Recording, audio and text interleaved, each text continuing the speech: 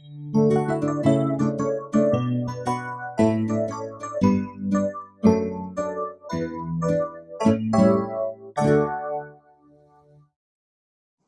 everyone, and welcome to this week's Messy Hands video. How are you, Helen? I'm very well, thank you, Chloe. I'm enjoying the sunshine. It's very lovely out here in my garden. It is wonderful garden. Yeah, I'm inside mainly because the birds are too loud and neighbours are too loud too, so quieter inside. Okay, this is now, you can do inside or outside, Chloe, it's fine. Indeed, we're giving you the options. Yes. So this week we decided to do water play, since it is so glorious outside, and hopefully you'll still be able to do some of this tomorrow, as it is still going to be warm and sunny, and it'll give you ideas for when the sun does come back, even if weather changes soon. Yes, although I have to say, at nursery, Chloe, we have water out whatever the weather. It can be minus who knows what, and they still want to play in water. So, you know, don't let the weather put you off, everybody. Just go for it anyway. No. Excellent. So we're going to show you some of the educational benefits of water play, both for early years and into the primary ages, so that you can be outside with all of your children if you want to in the water play. So Helen, what have you got? Well, I have got lots of things here, Chloe, but we're thinking about, I've had a lot of conversations with people over lockdown worrying that their children aren't learning, or they're not doing homeschooling properly or whatever, and they just want to play. And this is an activity that there's just so much learning in. So, I mean, firstly, it is brilliant for all your motor skills, for your fine motor skills and your gross motor skills. And, you know, the handling of things that you pour with and all that kind of thing. So I've got just a selection of things to pour with. I'm very aware of where the iPad is here.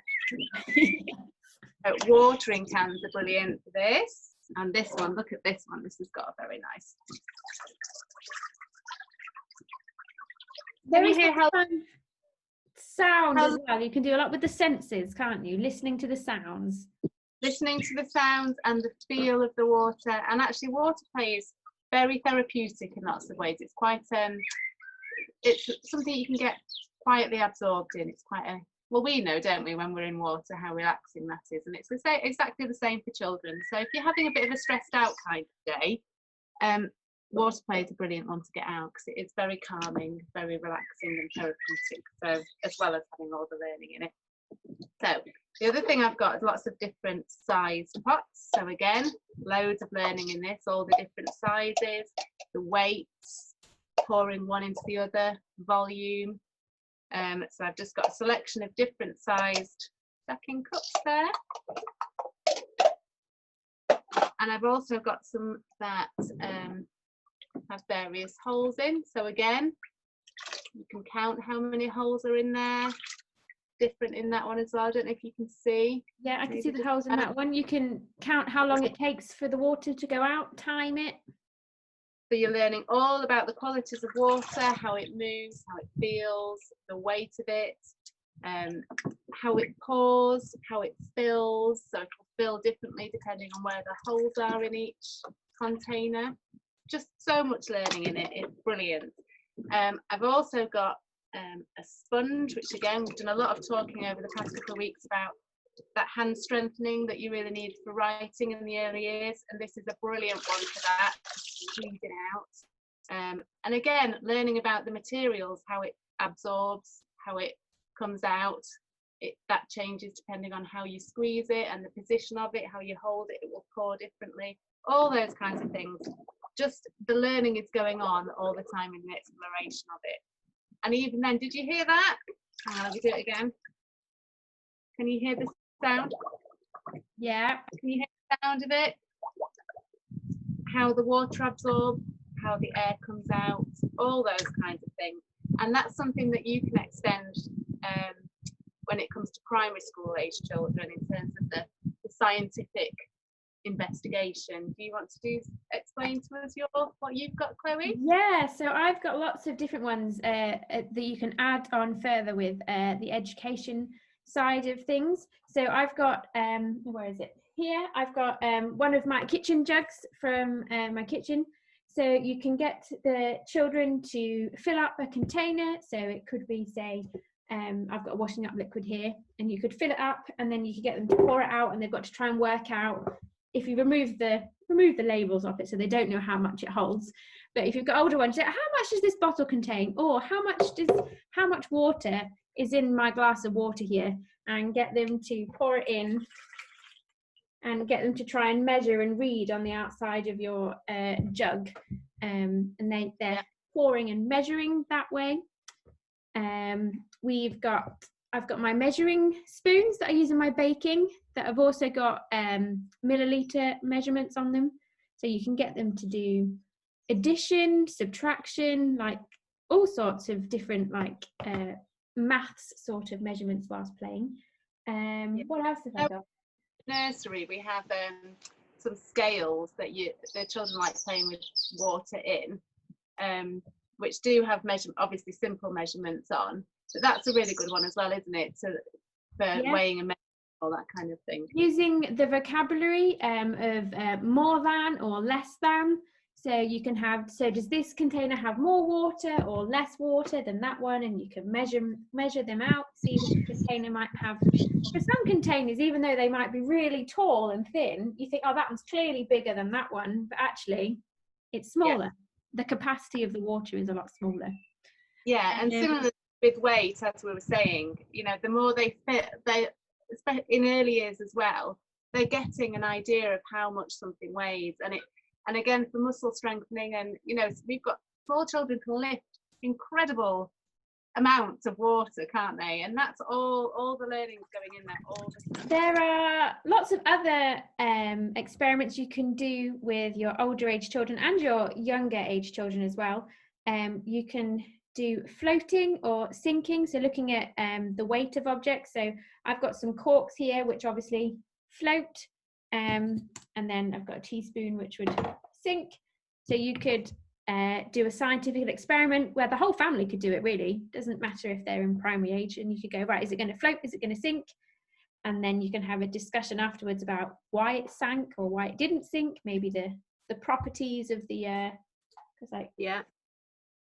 they think are going to float and then actually absorb the water and sink. That's again, lots of language in this play, loads of it. Loads of language. The other thing you can do is which I did at nursery with my preschoolers, is using straws. It's really good for if they're having any speech difficulties. It strengthens all the mouth muscles and everything, helps with speech. So you can just blow lots of bubbles, and for primary school age children you could probably extend that too. Yeah. Great thing that I've always done when I was teaching, which the kids loved, and so if you've got any children who love Harry Potter, is potion making. And how I've done it in the classroom, I haven't done it here, but we coloured lots of different bottles of water, and you could measure out 300 millimeters of rat poison, whatever. And that's probably not the right word. That's all I can think of in my head at the moment. But I don't know Harry Potter very well, but you could think of various different poisons and liquids and spider's blood, that kind of stuff. Black could be spider's blood. And pour them out, and then make different potions and different, and you can name them all, and you can write cards for it. So you could use all sorts of natural resources around the garden. You could have a certain number of petals, which again is your maths, or sticks and stones and all sorts. And you've got science, maths and English all in your activity, all in one go. Yeah, and also you can bring out the creativity in water play as well, not just in kind of small world kind of ways, although you can include anything small world in with your water. I've also got a paintbrush. Yes, which is I have on a day like today, because obviously you can paint and then it just dries, which for your primary school age children you can talk about how the water evaporates and all that kind of thing. But you can spend hours and hours just painting on the fence or the flags, or rollering with lots of water going around. Yeah, all sorts. Maybe make sure you're outside for those ones rather than inside. You don't want wet walls. But yeah, get them to clean your patio at the same time. All good. Exactly. Yeah. They're enjoying it. Get some bubbles, get some fairy liquid in there, and get some foam going on, and clean all your ride on vehicles and all that kind of thing. We often have a car wash role play going on at nursery, which they can get buckets and bubbles and clean all their cars and all that kind of thing. Yeah, and there's lots of different things I've managed. So I've got this in my cupboard. It's like a science conical, so you actually feel like you're doing so. It's a Pyrex thing. It's a proper glass. Proper conical flask.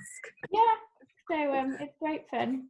Yeah, so there's lots of different things that you can enjoy with. I've got my pipettes again from a few weeks ago from Messy Hands. You'll see these when we get back to Messy Hands. Again, fine motor, but then you could also get them to measure out how much is in the how much your pipette holds. Yeah. You might have to use a very small measurement because that wasn't very much. That's probably where your measuring spoons would come into. Yes, yeah. Just pour it into there. Yeah, hopefully we've given everybody lots of ideas. Indeed. I think there's just so many ways you can mix it up with water play, aren't there? We have it out every day at nursery, every day, and children find different ways to play with it. So don't worry if it's the same activity going out again and again. Children find numerous ways to play with things, don't they? And if you put different things in each time, it really fires their creativity and their imagination. It does. Well, we hope you have, like Helen says, found some inspiration and enjoy it. And we hope you are all well, and that if your children have gone back to any form of nursery or school this week, that they've transitioned okay. And yeah, we really miss you all. We'll keep doing these videos. Any ideas that you want, any suggestions, then do let us know. Yeah. Okay, bye Chloe. Bye everybody.